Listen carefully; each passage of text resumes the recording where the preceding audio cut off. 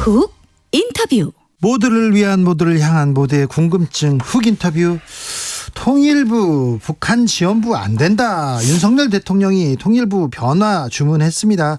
그런데 김영호 통일부 장관 내정자 김정은 타도를 외치던 분인데 이런 분이 왔는데 앞으로 남북관계에는 어떤 영향을 미칠지 좀 두루두루 모시겠습니다. 물어보겠습니다. 정세현 전 통일부 장관 모셨습니다. 예. 네. 오랜만입니다. 네. 건강은 어떠신지요? 보다시피 건강 좋습니다. 네, 좋아 보이세요. 내가 맨발 걷기를 하루에 3시간씩 네. 황토길을 걷는데 좋아야지 그럼. 그럼요. 예. 여자친구만 만나시면 될 것 같아요. 뭐라고? 네. 장관님. 멀쩡한 마누라 두고 왜 여자친구를 만나? 아니 그냥 제가 뭐. 그럼 못 써. 네, 알겠습니다. 장관님. 예. 요즘 고민이 뭡니까, 장관님은? 고민? 네. 내가 통일부에 77년에 들어가서 예. 거기서 계단 밟아가지고 뭐 대통령 통일비서관 그다음에 그렇죠. 또 그 통일부 차관 장관 뭐 다 거쳐가면서 일을 했던 사람으로서 네. 이게 통일부가 지금 새 장관을 대통령이 새 장관을 뭐 청문회 이후에 임명을 하면 네. 아까도 주 기자가 얘기했듯이 김정은 정권의 붕괴, 김정은 정권의 괴멸을 시켜야만 통일이 될 수 있다는 얘기를 한 사람이 이제 장관이 되면 통일부는 사실상 개점 휴업 상태가 되지 않겠는가. 네. 근데 개점 휴업을 해도 뭐 시간이 지나면 또 정권이 바뀔 거고 그다음에 그렇게 되면은 다시 통일부는 살아날 수 있지만 그 개점 휴업을 할 수밖에 없는 상황. 그다음에 지원부가 아니니까 기능을 바꿔라 하는 식으로 지금 구체적인 지시까지 했는데 그야말로 통일부에도 킬러 사업이 있었던 모양이지. 네. 킬러 사업. 네. 근데 그 기능을 조정하라는 얘기인데 그걸 기능을 대폭 조정하다 보면은 아마 실국의 실단위 그 조직이 그 규모가 줄어들든지 없어지든지 그러면서 근무하는 직원들이 그냥 그야말로 생매장 되듯이 잘려나가는 그런 불상사 생길 것 같아서 나는 그 후배들을 생각하면은 지금부터 미리부터 지금 가슴이 좀 아픕니다. 네. 그런데요, 민주당이 정권을 잡았을 때는 그러니까 북한 지원, 북한과 대화를 이렇게 강조하고 그리고 국민의힘 쪽에서 정권을 잡았을 때는 북한을 압박하면서 북한에 대한 지원을 좀 줄이고 이게 조금 흐름 아니었습니까? 이거 윤석열 정부 출범하자마자 이렇게 될 것이라는 건 예상은 어느 정도는 하셨죠? 아니 이럴 줄은 몰랐어요. 여기까지는 아니 그러니까 북한에 대해서 뭐 원칙을 지켜야 된다. 뭐 그다음에 북한이 뭐 핵을 확실하게 포기하겠다는 의사 표시를 해야 되고 그러기 위해서 그걸 위해서는 국제사회와 협조를 통해서 그들의 태도 변화를 뭐 유도해야겠다 하는 그런 정도 나올 줄 알았지. 네. 뭐 북한 지원부가 아니다. 근데 북한 지원이라고 그러는데 통일부는 북한 지원부 아닙니다. 통일부는 어떤 일 하는 데입니까? 북한 관리하는 데예요. 관리하는 북한 관리를 한다는 얘기는 무슨 얘기냐면 네. 북한이 말하자면 그 분단 상태에서 남북이 분단된 상태에서 지금 언제 자기네들이 어떻게 될지 모른다는 불안감 때문에 네. 특히 미국이 언제 자기네들을 치고 들어올지 모른다는 불안감 때문에 지금 핵과 미사일을 개발하고 있잖아요. 예. 그런 핵과 미사일에 온 힘을 쏟고 있는 북한이 어떻게 하면 사고를 치지 않도록 만들 것인가 그런 의미에서 북한을 관리를 하는 데가 통일부입니다. 그게 한반도 평화를 위해서 가장 중요한 부분 그렇지. 아닙니까? 그러니까 지금 윤석열 대통령과 그 참모들은 평화는 소위 국방부의 그 군사력을 강화하고 한미동맹을 강화하면 평화가 지켜진다고 생각할지 모르지만 그런 평화는 말하자면 피스키핑을 해나가는 과정에서 생기는 그 피스는 평화는 예. 소위 지속 가능성은 없죠. 네. 결국 피스키핑을 하면서 피스메이킹을 동시에 병행해야만 안보를 통해서 안보를 튼튼히 해가면서 확보한 평화가 계속 유지될 수 있도록 하는 겁니다. 네. 말하자면 북한이 군사적 그 도발을 할 수 있는 가능성을 시간에 비례해서 그 줄여나가는 그 역할을 통일부가 하는 거고 그 방법론으로서 북한을 관리하고 평화를 만들어 나가는 방법론으로서 때로는 비료도 주고 쌀도 주고. 예. 그렇지만 그건 돈으로는 안 줬어요. 물건으로만 줬지. 예. 뭐 이론 한 장 줄 필요 없다. 줘서는 안 된다 그러는데 지금까지 뭐 금강산 관광을 사업을 따내기 위해서 현대가 초창기에 금강산 입산료로 돈을 좀 준 적이 있었고 그건 네. 현대 차원에서 한 거니까. 예. 개성공단 사업을 따내기 위해서 또 뭐 그 현금을 준 적은 있습니다. 그런 것 때문에 20년 전에 정몽원 회장이 검찰 조사 과정에서 그야말로 뭐 모멸감 때문에 8월 4일 날 투신 자살까지 했지만은 그러나 정부에서는 남북협력기금에서는 현금으로 북한을 준 적이 없습니다. 네. 그러니까 통일부가 뭐 북한 지원을 했다? 외 형상으로는 쌀 지원하고 비료 지원을 했지만은 네. 그건 돈이 간 것이 아니고 먹을 걸 보냈고 그걸 통해서 북한이 우리말을 듣도록 만들었다. 그것을 지금 모르고 하는 얘기예요. 정권을 김정은 타도해야 통일의 길이 열린다. 그렇게 생각하는 분이 있을 수 있어요.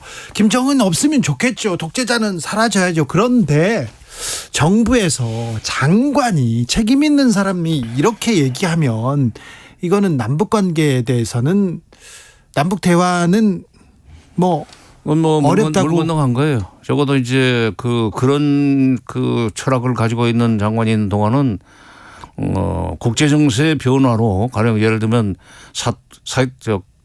기시다 일본 총리가 이제 평양을 가서 김정은 위원장과 뭐 정상회담을 할 수 있는 가능성도 지금 점점 높아져 가는 것 같은데 북한에서도 부인하지 않고 있어요. 그럼, 네. 네. 화답하고 있습니다.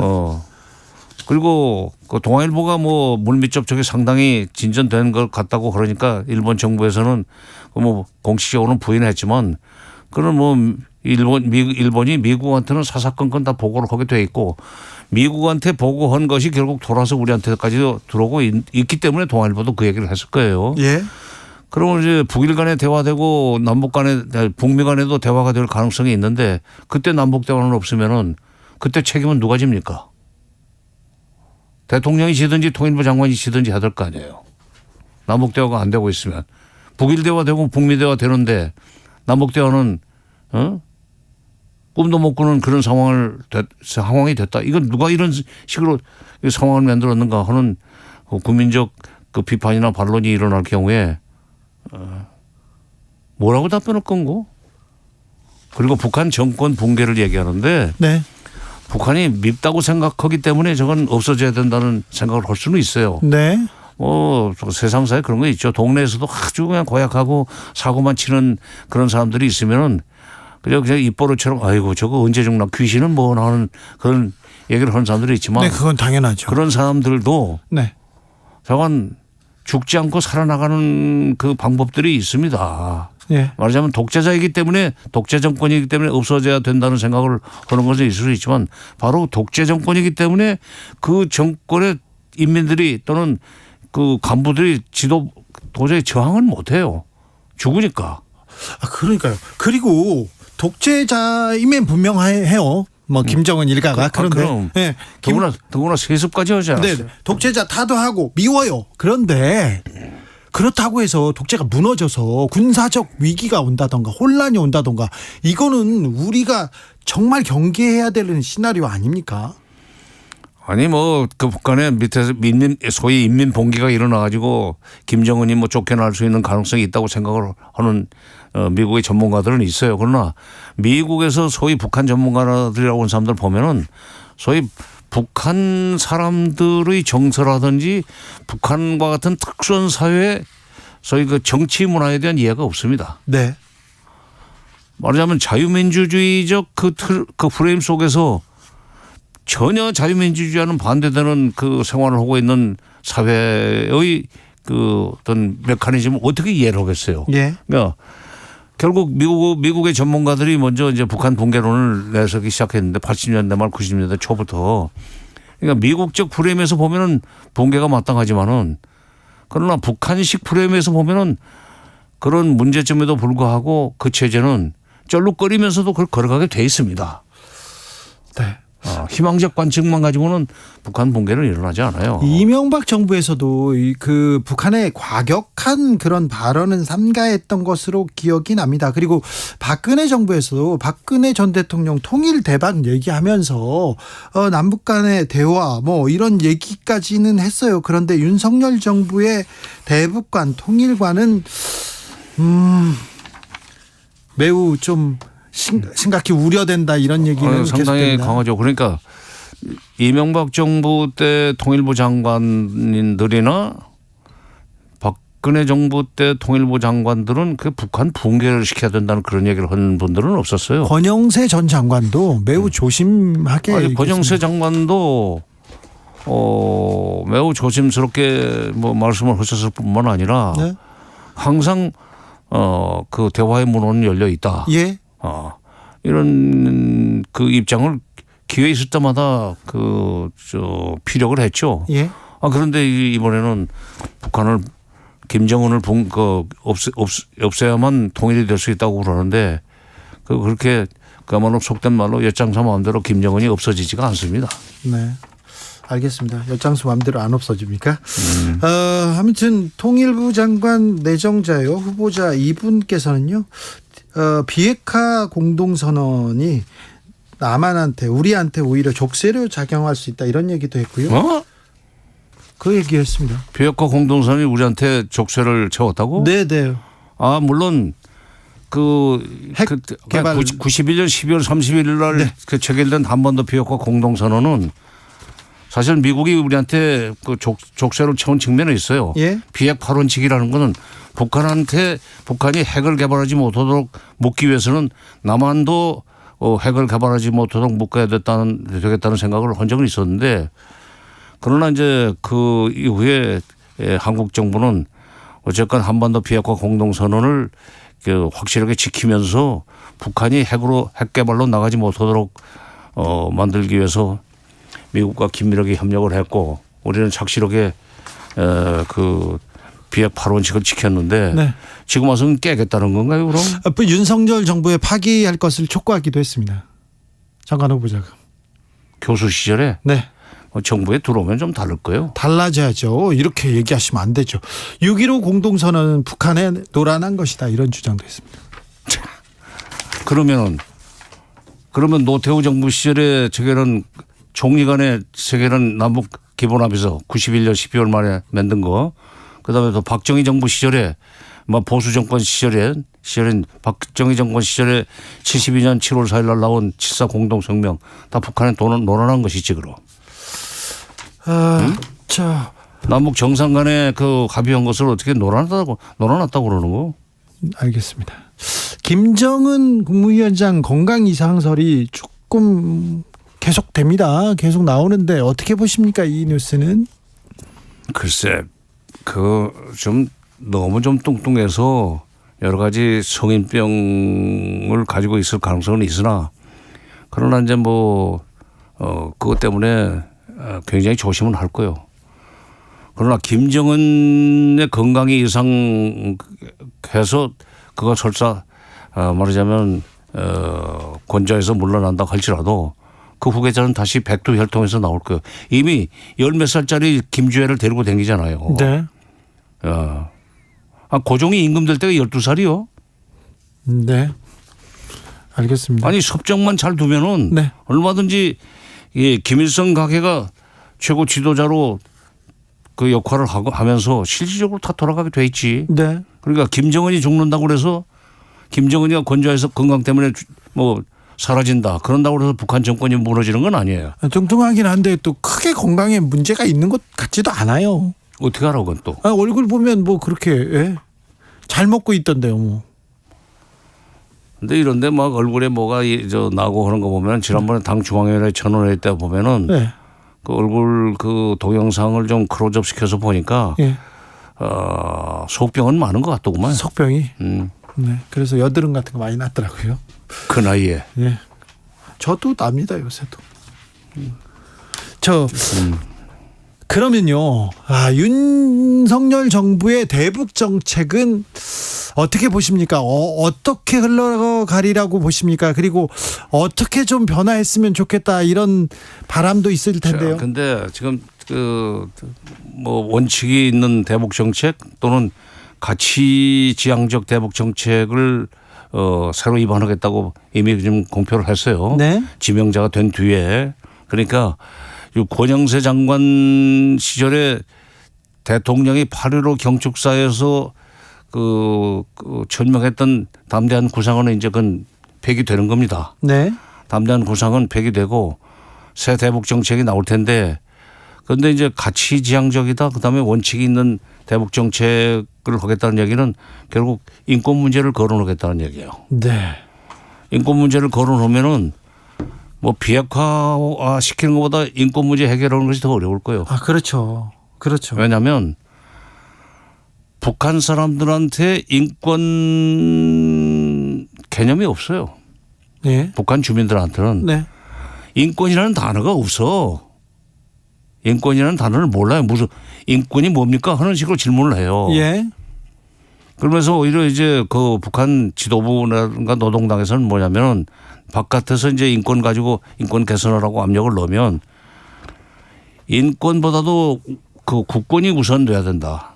일제 36년 동안 우리가 국권을 상실했기 때문에 일본한테 그렇게 식민지 탄압을 받았고 그때 조선 사람들은 정말 인간 이하의 취급을 받았다. 인권이 없었다. 국권이 없기 때문에 지금 근데 우리는 국권을 위협받고 있다. 북한 얘기입니다.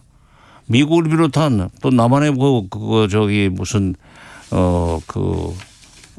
마음에 안 들면 이제 괴뢰 집단이라고 그러지. 예. 그들 그들 때문에 우리가 국권을 위협받고 있는데 국권부터 우선 수호를 해야 된다는 식으로 받아치면서 북한 인민들한테 이제 북한 주민들한테 가끔 이제 뭐 사람이 사람답게 살아야 되는 거 아니냐 그런 식으로 좀 은근히 떠보면은 아니 지금 우리가 지금 세상에 부름 없이 살고 있지 않습니까? 그게 잘못된 정치 사상 교육 때문에 그런데 네. 아니 뭐 수령님께서 장군님께서 이 위원장님께서 다 인민들을 위해서 미리 알아서 이렇게 다 해주는데 우리가 무슨 불만이 있습니까?